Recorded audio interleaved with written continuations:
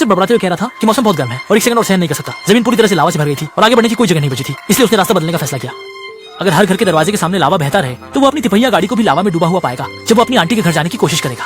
ये सब एक दिन पहले हुआ था। एक 18 वर्षीय लड़का अपने घर में अकेले टीवी देख रहा था। टीवी पर लावा विस्फोट की फिल्म चल रही थी। जैसे ही उसने ध्यान से देखा, अगले ही पल उसके पूरे घर के कमरे में कंपन होने लगा। इसलिए उसने तेजी से पर्दा खींचा, बाहर देखा और कहा, हे भगवान! बाहर सब जगह लावा था, लेकिन उसने सोचा कि लावा उसके घर में नहीं आ सकता।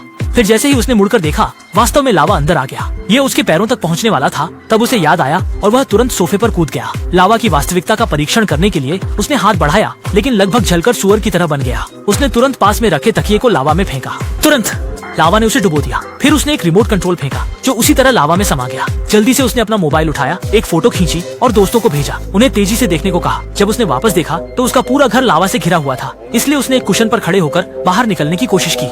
जब वो बाहर निकला, उसने नहीं सोचा था कि लावा ने दरवाजे के सामने सब कुछ घेर रखा था। जब वह सड़क पर चल रहा था तो अचानक उसके पीछे ज्वालामुखी फट गया। वे पैरों के बल तेजी से भागा। आधे घंटे बाद वह एक पुल के पास पहुंचा, पर देखा कि एक आग का गोला रास्ते को रोके हुए था। दूसरी ओर एक रेतीला तूफान उत्पन्न हो गया। इसी प्रकार आदमी ने अपने 18 वर्षों का अंत किया।